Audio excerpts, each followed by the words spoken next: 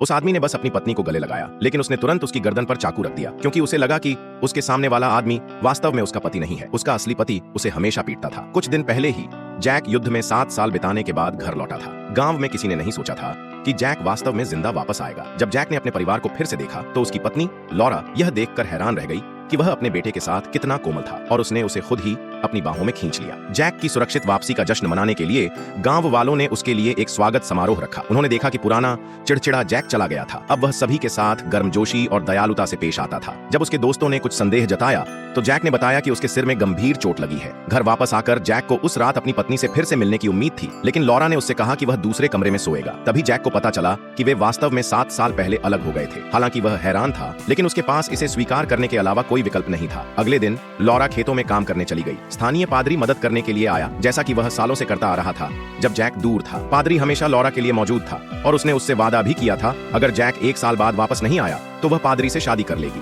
इसलिए जैक की वापसी पादरी के लिए बहुत बड़ी निराशा थी। बाद में पादरी ने जैक से कहा कि वह हर दिन लॉरा की जमीन की देखभाल में मदद कर रहा था। जैक आभारी था, लेकिन वह यह भी अच्छी तरह जानता था कि पादरी ऐसा क्यों कर रहा था। उसने लॉरा के सामने इस बारे में बात की, लेकिन उसने उसे पादरी का थोड़ा सम्मान करने की याद दिलाई। आखिरकार उसने 7 साल तक परिवार का भरण पोषण किया था। जैक ने इस बारे में ज्यादा नहीं सोचा, और उसके रवैये में आए इस बदलाव ने लॉरा के अपने पति के प्रति नजरिए को बदलना शुरू कर दिया। उस रात जैक को एक पुरानी पायजामा शर्ट मिली, एक शर्ट जो लॉरा ने बहुत पहले उसके लिए बनाई थी।